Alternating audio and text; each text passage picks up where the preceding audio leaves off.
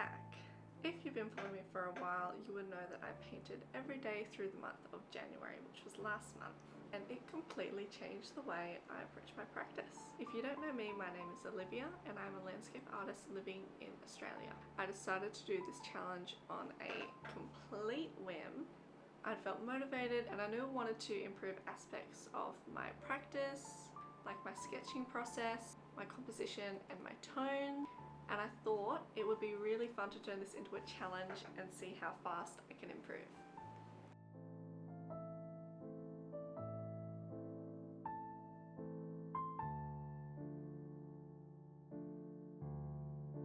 In this video, I'll take you from the start of the challenge to the very end and discuss whether this challenge helped me improve my art skills or not.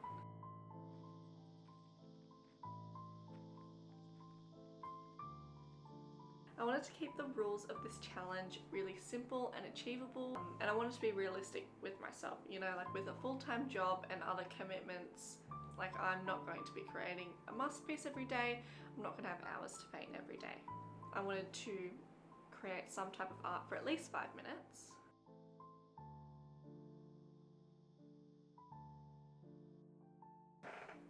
For the tools, I ultimately stuck with my usuals.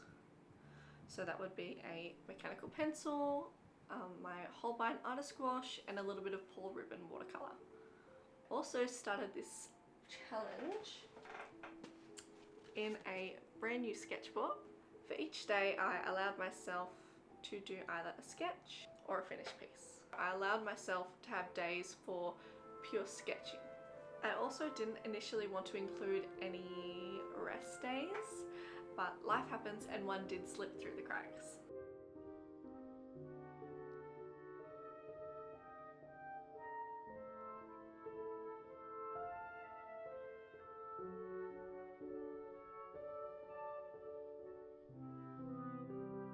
The first week was full of excitement. I couldn't wait to get home from work and just absolutely get into my brand new sketchbook. I was searching Pinterest, I was searching photo albums, I was searching everywhere for some new fun references. I was reading up on books from artists like Edgar Payne. I was going through my Studio Ghibli art books. Of course, when you're as excited and motivated as I was, the awkward sketches and the awkward compositions that I wasn't really happy with did, you know, definitely caused me to stumble and overthink a little bit. But I tried really hard to completely let go of the pressure of having a great piece and focus more on the process.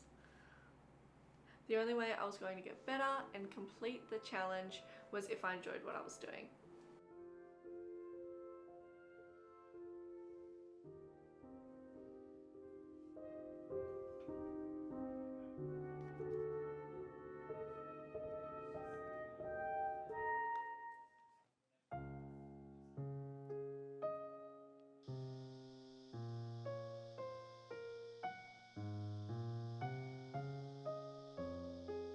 Week 2 felt a lot smoother. I felt like I was beginning to form an idea of how I wanted to structure my sessions and what would be the most efficient way for me to better my practice. This week felt amazing and I felt really happy with the steps I was taking. I was familiarizing myself with sketching and studying compositions more thoughtfully, using lots of tips I picked up in the book Edgar Payne, Composition of Outdoor Painting. That one I really loved and I haven't finished it yet. I really felt like I was learning a whole new visual language. Prior to this challenge, I'd never even given composition a thought, which sounds insane now looking back on it.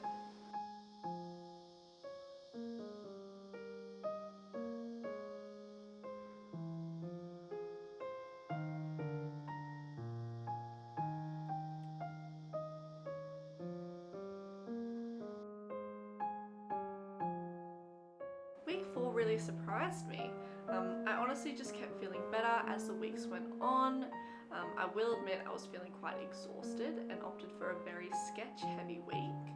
However, this really allowed me to work further on my composition and utilize the lessons I had learnt last week. Looking back on it, I think this week was one of my favourites. I just felt so free and loved sketching the beautiful references I was finding.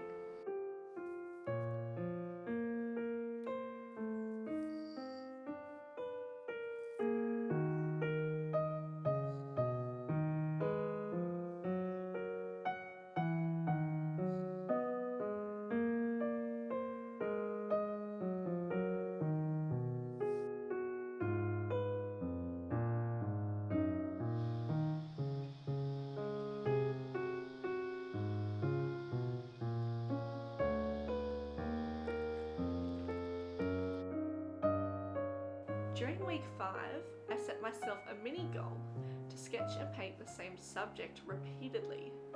Now, for context, I don't even sketch my full-size paintings before I do it.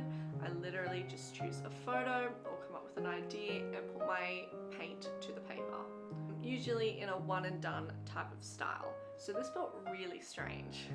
But this really allowed me to see where my practice was improving and where I was still lacking. I also decided to go for a scene that was the complete opposite of what I usually paint, which are the green and blue lush landscapes that I'm sure all you guys are very used to seeing, with fluffy trees and grassy fields. Once it came to the last half of the week, I felt completely like a fish out of water when it came to the colour here. Even things like how to convey the texture of a mountain just had me stumped.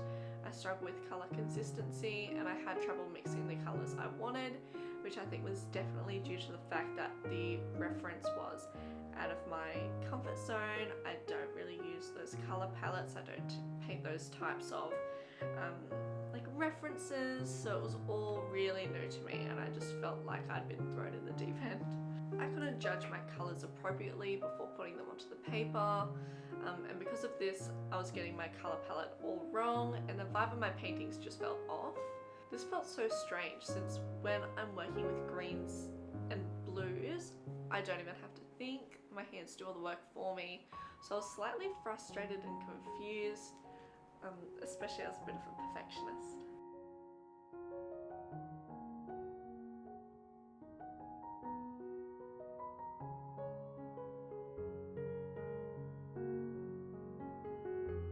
Here we are, the last day. I just wanted to say a massive thank you if you got this far in the video, and if you did, please consider liking and subscribing. Now, halfway through this challenge, I had subconsciously set a goal for myself to finish with a big, ambitious wow piece, but by the last day I'd realised that something had drastically shifted. Over the last week I'd been painting the same subject over and over, pushing the composition as far as I could, but by day 31 I was honestly exhausted by that subject. And instead of forcing one last push, I let myself choose something different. So for the final painting, I created a calm, familiar landscape. No pressure, no expectations, just painting for the joy of it. And it turned out to be the most relaxing, satisfying way I could have ended this challenge.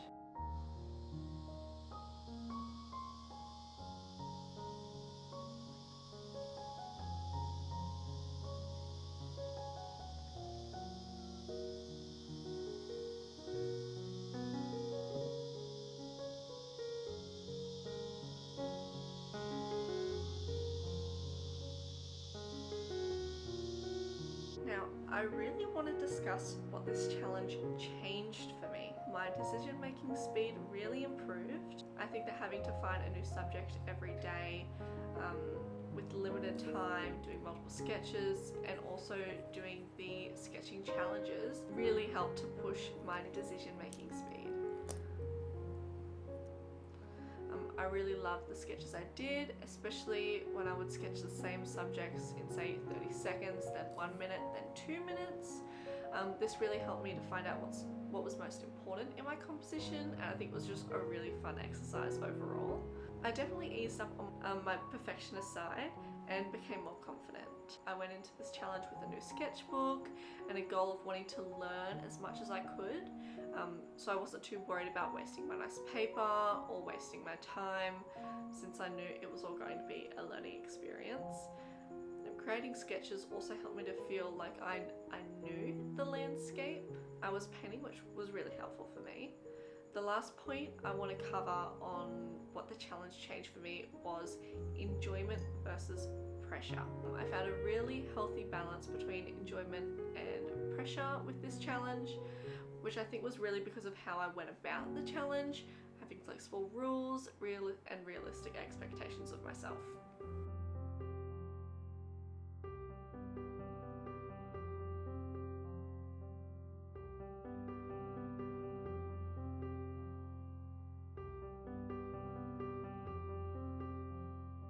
I'm sure this is the part that many of you have been waiting for.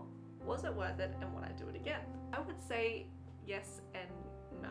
I really enjoyed this challenge, but I think that if I was going to make it a permanent part of my artistic practice, I would need to change some things. Seeing as I have a full-time job and other hobbies like exercising, playing games, crocheting, I will say that this challenge definitely consumed like 90% of my time, especially between painting it, recording it, and editing. If I did this again, I would shave it down to maybe about 3 days a week, and possibly split those into larger sessions and smaller sessions, maybe one's more catered towards sketching and one's more catered towards painting and working towards a final piece. This challenge's intent wasn't to create a masterpiece, but I don't think that I would have been able to, even if that was my goal going into it.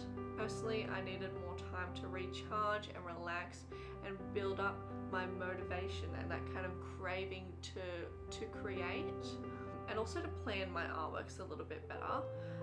I prefer to sit down for maybe 1 to 4 hours a session and work on a full-size piece rather than sketching. I definitely think there's a place for sketching for me, but personally that would be more of like a novelty. Maybe if I have 20 minutes spare in the morning before work, or if I'm going to a park or going on a trip with really scenic views that I want to capture. It was definitely worth it for the lessons that I learned, but now is the time for me to implement those into a full-size piece, and I don't think I would be able to do that if I was painting every single day. One thing I didn't love about this challenge was how creatively draining it is and exhausting it is. I really got burnt out from my repetitive subject at the end, which I know is my fault because I picked it and I told myself to do that. It was just a lesson learnt. I think it really helped me discover that I don't like lingering on a subject for too long. This month definitely didn't make my art perfect, but it did teach me very valuable lessons. I'm very, very glad that I did it. But I'm also very happy to be taking a break and to be recharging and working on some different creative projects. The past month taught me so much about consistency, experimentation, exhaustion, and listening to my creative soul.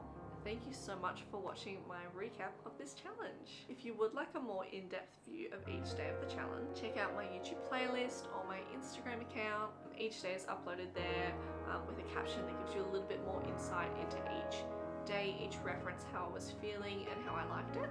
And if you enjoyed me and would like to support me as an artist, please consider supporting me through my online store, which will be linked in the description below. If that isn't a possibility for you right now, just an interaction with the video would mean the world to me, whether it's a like or a comment or a subscribe. And thank you so much for watching. I'll see you guys again soon.